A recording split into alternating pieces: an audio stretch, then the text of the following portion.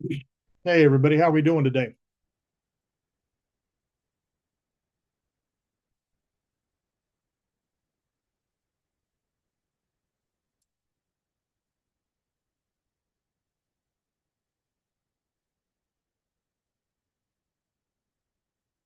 My mouse is not wanting to work real well today.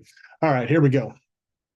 Um, Today we're going to talk about what amounts to thermodynamics in a very basic sense. We're going to talk about thermal energy, we're going to talk about heat, and we're going to talk about temperature and how those materials or how those measurements um, are different and how they are related to each other. So our lesson objectives today is by the end of the course today, you'll understand the fundamental principles of thermal energy, heat transfer, and temperature relationships. So these concepts form the foundation of thermodynamics. So we're actually starting to get into some stuff that later on we could add to if you were to take a physics class or something like that, and it would increase our level immensely. So understand this is the beginning of some pretty intense um, understanding. I mean, it's pretty simple, but it can also be very complicated because there's just some slight differences when we're talking about the difference between thermal energy, heat, and um, temperature.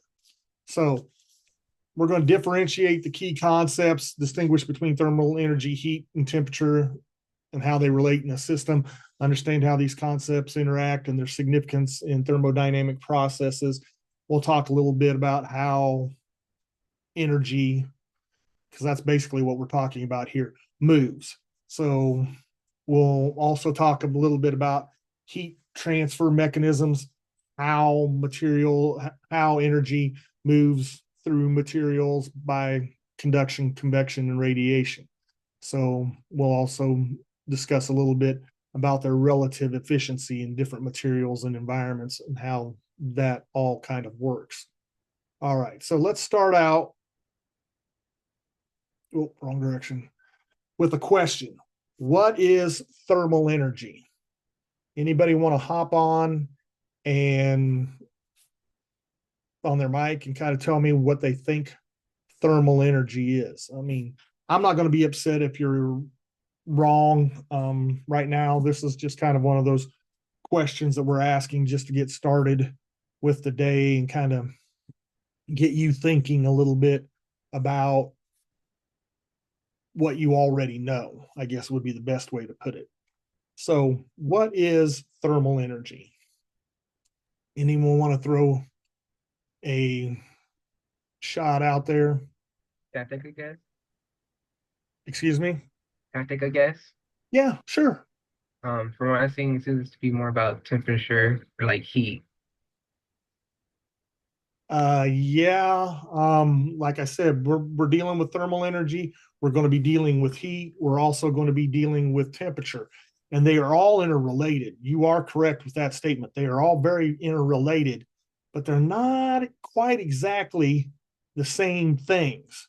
So we've got to kind of massage that answer a little bit more. And I'm not going to say you're wrong because you're not. We just have to kind of add to that a little bit. So let's go on to the next slide and look at this a little bit and see what we can add to that. So, by definition, thermal energy is the total energy contained within a system due to particle motion. It includes kinetic, potential, rotational, and vibrational energies. So, basically, we're talking about how energy is stored in a molecule when we put energy into a system, whether it be in work, whether it be in heat, anything like that, the molecules are going to warm up and vibrate. Anytime they warm up, they vibrate more. So the more energy we add to the system, the faster the molecules are going to vibrate. We've kind of talked about that before. So when we are talking about thermal energy, we're actually talking about the total energy stored in the system by those vibrations and movement of the particles vibrating around. Now, with that said, different materials can store energy at different rates. For example, if I were to light a match underneath a small amount of copper, the copper will heat up faster than if I were to try to heat up the same amount of water with that same match. And that is because of a thing called specific heat capacity. And specific heat capacity is just a number that we use that describes how much energy is gained based on change in temperature and the amount of material that is there. Water has a very high specific heat. What that means is it doesn't change temperatures as readily by gaining or losing energy as copper does. Copper will heat up and cool down much more rapidly than water will. And an example of, and that's kind of the reason why you don't see temperature changes or the major differences in temperature changes in along the coasts compared to, well, for example, I live in Kansas. Here in Kansas, I'm going to use an example. My wife and I got married a long time ago. We had our honeymoon in a place called Seaside, Oregon. And when we got married, we didn't have air conditioning in our church. And with that said, it was a bad day in August. I mean, it was over 100 degrees in the church we got married in.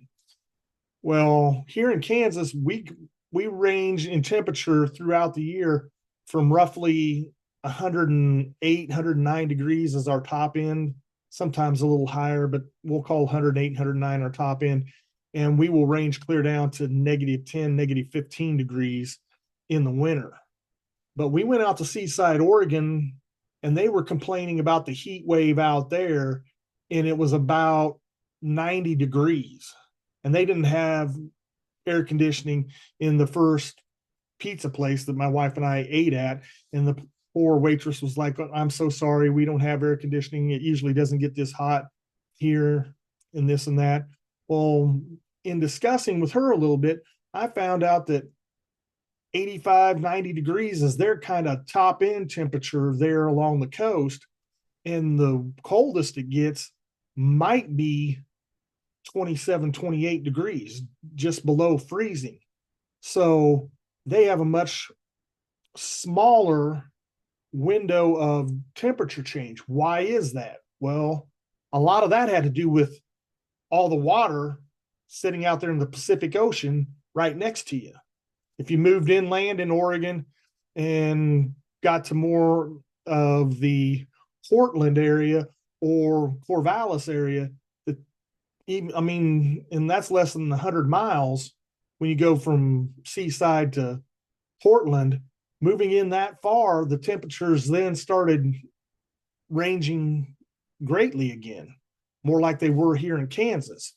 So we have to understand that dependent upon the material, that's going to affect how fast temperature can go up and down, because each material can hold total heat or total energy, some better than others. And I know haven't been real clear on that. Is there anybody that has any questions on that? Okay, if not, let's move on. So that's thermal energy. So for example, a cup of coffee can have 350 joules of total energy. An ice cube might have 12 joules.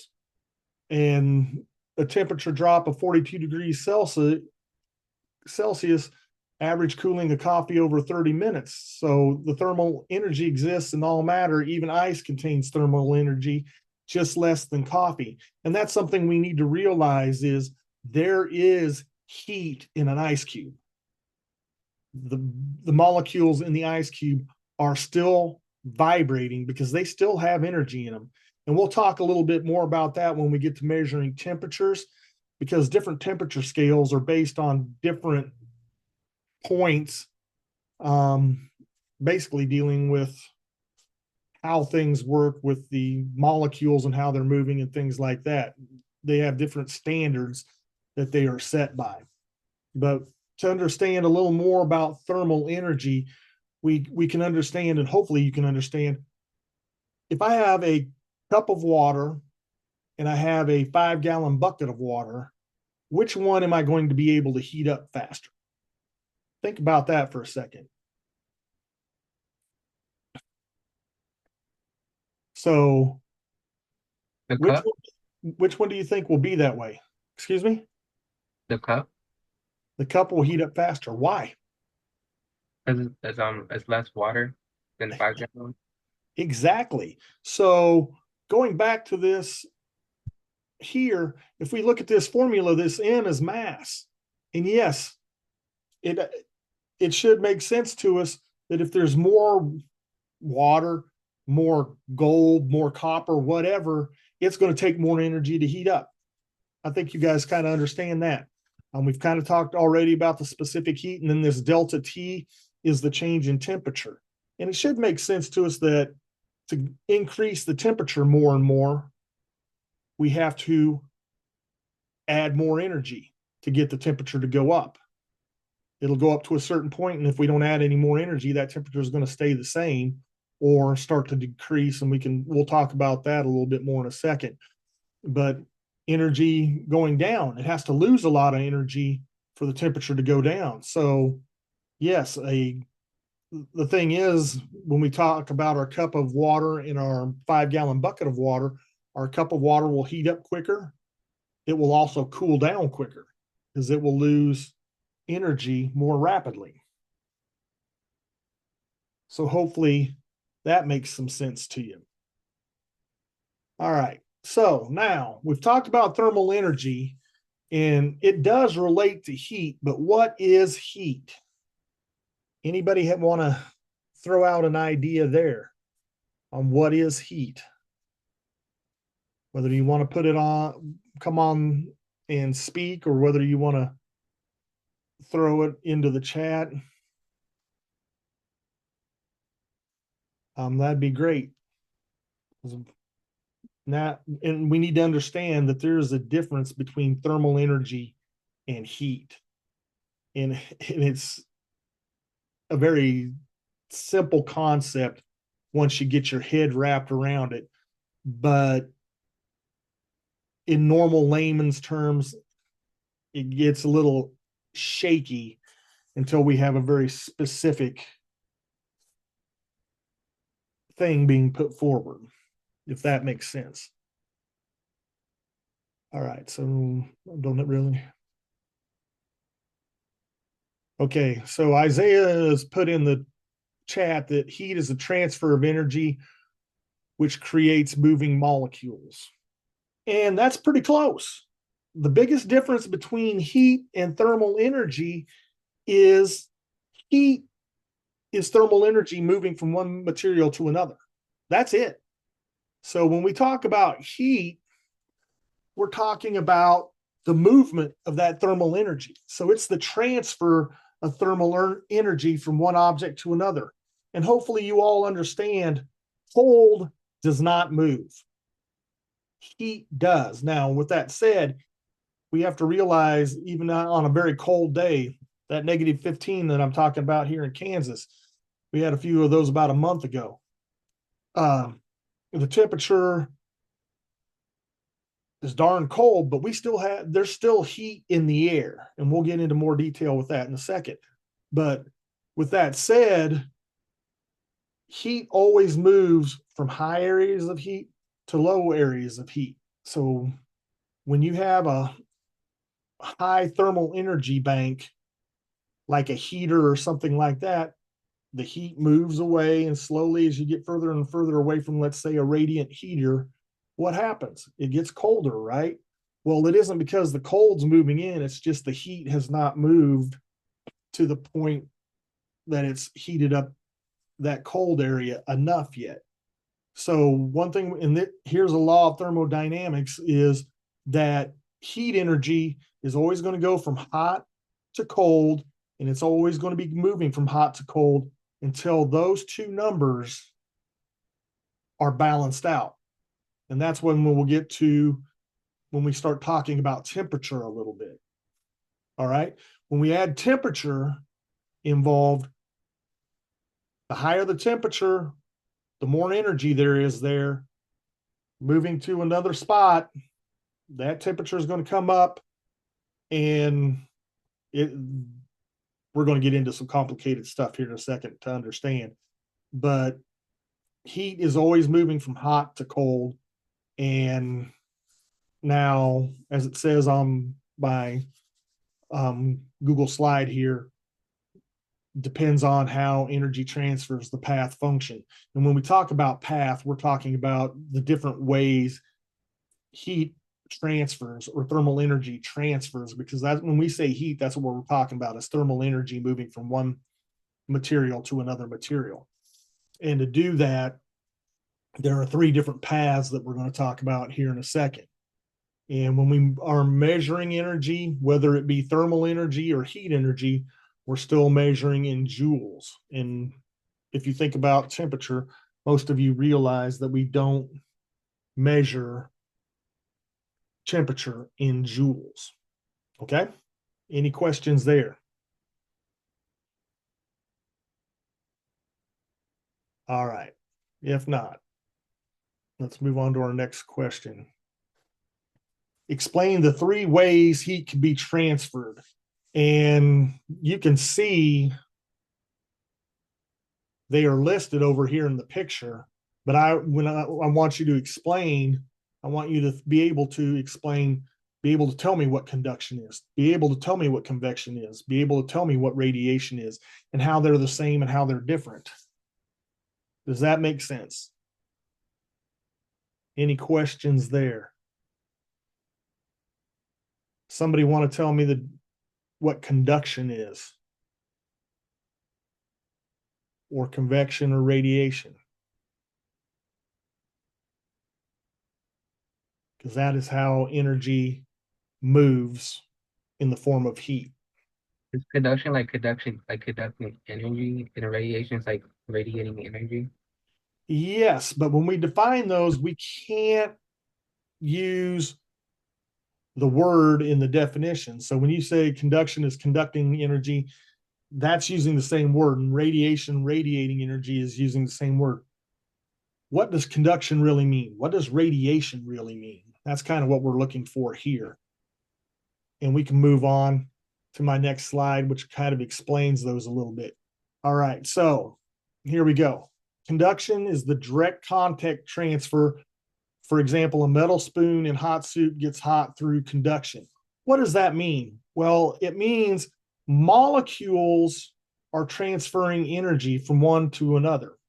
How that works is, remember, as hotter molecules vibrate faster than cooler molecules, right? Well, those fast vibrating molecules will bump into the ones that are moving slower, and energy gets transferred from this fast moving one to this slow moving one. So this one slows down a little bit and gives some of the energy to the slow moving one that speeds up. And over time, that happens. And that happens very, very well when we deal with metals and things like that. Now, convection, on the other hand, convection currents transfer through fluid movement. Hot air rises. And when we talk about fluid, we have to realize fluids are gases and liquids. Okay? So when we transfer through fluid movement, hot air rises, creating convection currents in the room. That happens in nature as well. It doesn't just have to be in a room. There are mountain thermals, there are coastal thermals, based on the fact, for example, when the water is cooler than the land that it's next to, what happens? Well, the hot air will rise over the land because it's warmer and the wind will blow in to fill that void and bring cooler air off of the water. Conversely, because water doesn't change temperature as fast as land does, when the land cools down at night, the wind will start blowing out to sea, and the air will start rising there, and it creates a movement of air. Same thing happens in water. Have you ever noticed when you boil water, what's actually happening there is the water heats up at the bottom and becomes less dense. Hot water is less dense than cold water. So the hot water rises to the top. And that's what you see is the bubbles forming when you look at boiling water. All right. So that's what we mean by convection. Conduction is from banging together. Convection is from the movement of the molecules. I've got a hot water molecule over here and it moves over somewhere else. That's what we mean by convection. Now, radiation, that one's a little tougher to kind of understand. That is transferred by electromagnetic waves, basically light, and the sun warms the earth through radiation. That's also what happens in your microwave. What we don't realize is sunlight and microwaves are part of the same spectrum called the electromagnetic spectrum, and that energy can pass without any material. Conduction can't happen unless you have materials that can have the molecules bouncing together. Convection can't happen because you have to have the molecule to move that's hot to move to another place. Radiation, on the other hand, can pass through empty space, and that's how we get our energy from the sun, is by electromagnetic radiation. So back when I was growing up, lived in a very old house, single pane glass. And single pane glass is not very efficient at holding in temperatures. If you look at newer houses and things like that today, you'll see double and triple pane glasses. Why does that happen? Well, see if I can draw this real quick for you. If you have a triple pane glass, you have a line here, a glass here, and a glass here. Well, between this glass, there is no air. They've vacuumed out. And even if there was, it's not really very good. Well, a lot. So what happens is if there's no material here for conduction or convection to occur, the only way energy can leave the window is through radiation. Even if there's small amounts of air in here, the conduction isn't very good because it's separated by 3 panes of glass, and the area in here between each one of these panes is too small to have a convection current occur. So because of understanding how heat transfers over the years, we have a better understanding of how to save energy in our houses and things of that nature. All right. Now, what is temperature? What is temperature? How is that different from heat and thermal energy? Okay. Well, when we talked about thermal energy, we were talking about the total amount of energy in a system, right? Well, temperature is the average particle motion. What does that mean? Well, the temperature is measuring average energy.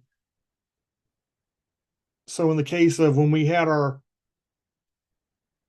small cup of water in our big cup of, or 5-gallon bucket of water, they can be at the same temperature, but the 5-gallon bucket has more energy in it because it has more mass. So their averages are the same, but the total energy is different. So that's what when we measure temperature, what we're actually measuring is the average energy in a system. And when the energy is higher in one place and lower in the other, the energy is going to move until those averages balance out and are the same. So that is the driving force that causes conduction, convection, and radiation to take place. So temperature is just allows us to measure the average, basically kinetic energy of material, and then the total energy depends on not only the temperature, but how much of that material we have. And then the temperature again drives the changes back and forth. Are there any questions on any of that?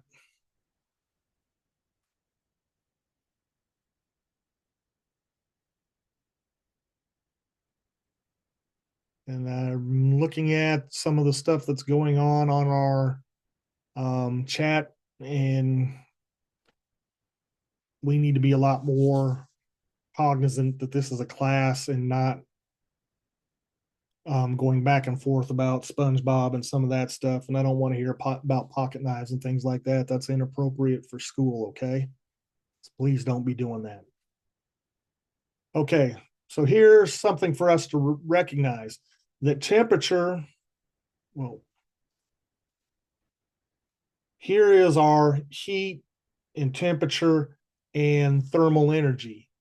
Notice as one goes up, the other goes up. And that is a that is what we call a direct relationship. Anytime we have a direct relationship, if one goes up, the other goes up. An inverse relationship would be if one went down, the other would go up. But that's not the case. So as temperature goes up, energy goes up. And basically that should make sense to us because we're measuring average energy with temperature. So if the energy goes up, the average temperature has to go up as well, or the average energy is going to go up. All right. So if you're going to write anything down, now would be a great time. Make sure that you have this. The key distinctions: thermal energy is the energy contained in the system. Heat energy is energy that gets transferred from one point to another in the system. So they're roughly the same thing. It's just thermal energy is the total, heat energy is the transfer of that energy. And then finally, the temperature is the average kinetic energy. And that's what we use to actually measure so that we kind of understand that a little bit better.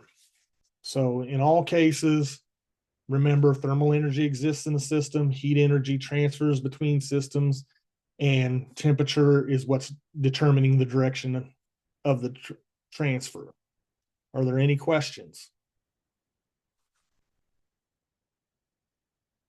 Okay. Well, if not, I'm going to stop the share, and you all have a wonderful rest of your day. Thank you for being here.